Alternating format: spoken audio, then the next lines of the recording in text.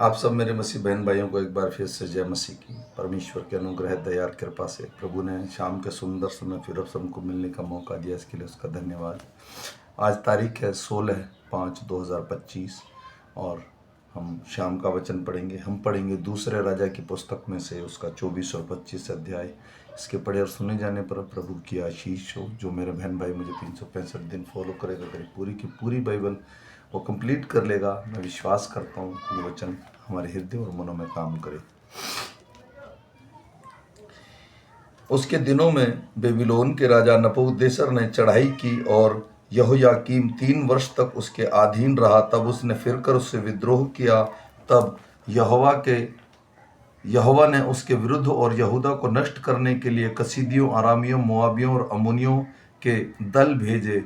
यह यहोवा के उस वचन के अनुसार हुआ जो उसने अपने दास भविष्यवक्ताओं के द्वारा कहा था। निस्संदेह यह यहूदा पर यहोवा की आज्ञा से हुआ, ताकि वह उनको अपने सामने से दूर करे। यह मनशेष के सब पापों के कारण हुआ और निर्दोषों के उस खून के कारण जो उसने किया था, क्योंकि उसने यरूशलेम को निर्दोष के खून से भर दिया था, जिसको यहोवा ने क्षमा करना न चाहा। यहोयाकीम के और सब काम जो उसने किए कि यहूदा के राजाओं की इतिहास की पुस्तक में नहीं लिखे हैं। अंत में यहोयाकीम अपने पुरखाओं के संग सो गया और उसका पुत्र यहोयाकीन उसके स्थान पर राजा हुआ। मिस्र का राजा अपने देश से बाहर फिर कभी न आया, क्योंकि बेबीलोन के राजा ने मिस्र के नाले से लेकर फरात महानद तक जितना देश मिस्र के राजा का था, सबको अपने वश में कर लिया था। जब यहोयाकीन राज्य करने लगा, तब वह 18 वर्ष का था और 3 महीने तक यरूशलेम में राज्य करता रहा। उसकी माता का नाम नहुशता था, जो यरूशलेम के एल नातान की बेटी थी। उसने ठीक अपने पिता के समान वही किया जो यहोवा की दृष्टि में बुरा है। उसके दिनों में बेबीलोन के राजा नबूकदनेस्सर के कर्मचारियों ने यरूशलेम पर चढ़ाई करके नगर को घेर लिया। जब बेबीलोन के राजा नबूकदनेस्सर ने कर्मचारियों नगर को घेरे हुए थे, तब वह आप वहां आ गया। तब यहूदा का राजा यहोयाकीन अपनी माता और कर्मचारियों, हाकिमों और खोजों को संग लेकर बेबीलोन के राजा के पास गया, और बेबीलोन के राजा ने अपने राज्य के 18वें वर्ष में उसको पकड़ लिया। तब उसने यहोवा के भवन में और राजभवन में रखा हुआ पूरा धन वहां से निकाल लिया, और सोने को जो पात्र इज़राइल के राजा सुलेमान ने बनाकर यहोवा के मंदिर में रखे थे, उन सभी को उसने टुकड़े टुकड़े कर डाला, जैसे कि यहोवा ने कहा था। फिर वह पूरे यरूशलेम को अर्थात सब हाकिमों और सब धनवानों को, जो मिलकर 10,000 थे, और सब कारीगरों और लोहारों को बंदी बनाकर ले गया, यहाँ तक कि साधारण लोग में से कंगालों को छोड़ और कोई न रह गया। वह यहोयाकीन को बेबीलोन में ले गया और उसकी माता और स्त्रियां और खोजों को और देश के बड़े लोगों को वह बंदी बनाकर यरूशलेम से बेबीलोन को ले गया। सब धनवान जो 7,000 थे और कारीगर और लोहा जो मिलाकर 1,000 थे, और वे सब वीर और युद्ध के योग्य थे, उन्हें बेबीलोन का राजा बंदी बनाकर बेबीलोन को ले गया। बेबीलोन के राजा ने उसके स्थान पर उनके चाचा मत्तन्याह को राजा नियुक्त किया और उसका नाम बदलकर सिदकिय्याह रखा।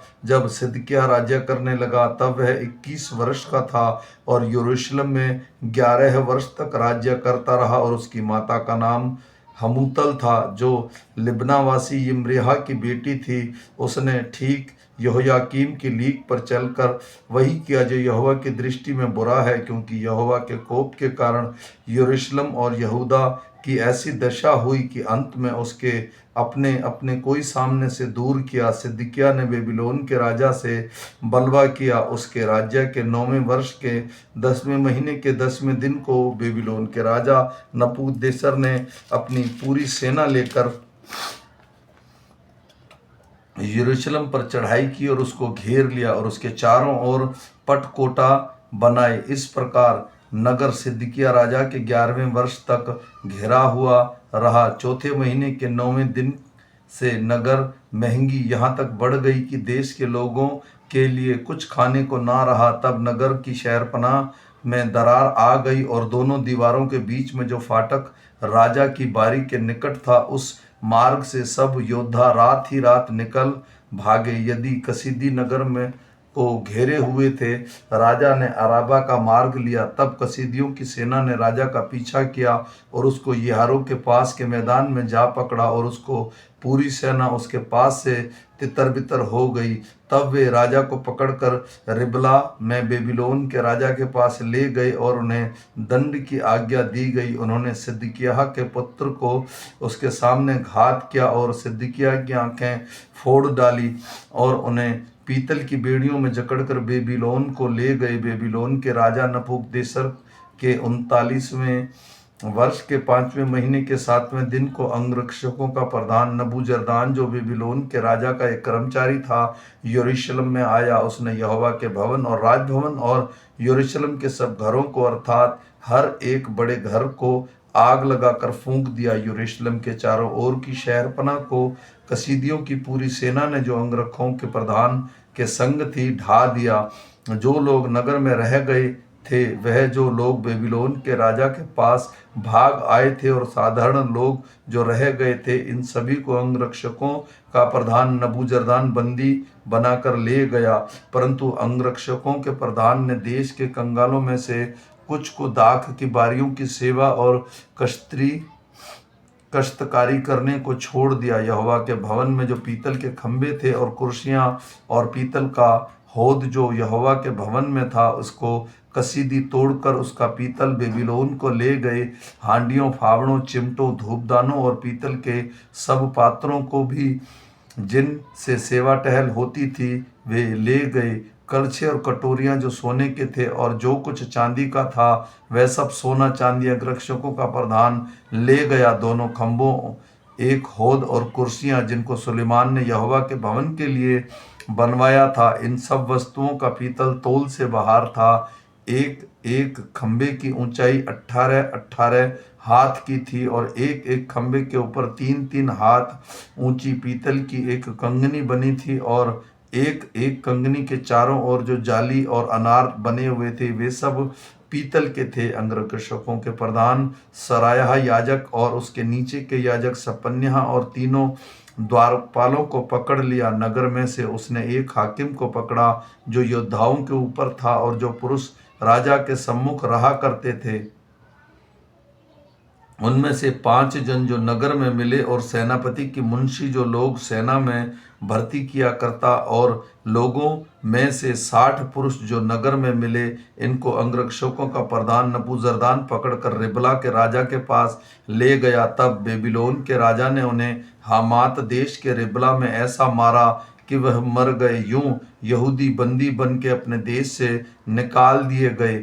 जो लोग यहूदा के देश में रह गए, जिनको बेबीलोन के राजा नबूकदनेस्सर ने छोड़ दिया, उन पर उनको आहकीम के पुत्र गल्दिया को, जो शापान का पोता था, अधिकारी ठहराया। जब दलों के सब प्रधानों ने, अर्थात नतन्याह के पुत्र इश्माइल, कोरेह के पुत्र योनहान, नतोपाई, तेम्यूतेत और सरायाह और किसी मकाई के पुत्र याजन्याह ने और उसके जनों ने यह सुना कि बेबीलोन के राजा ने गल्दिया को अधिकारी ठहराया है, तब वे अपने अपने जनों समेत मिस्पा में गल्दिया के पास आए।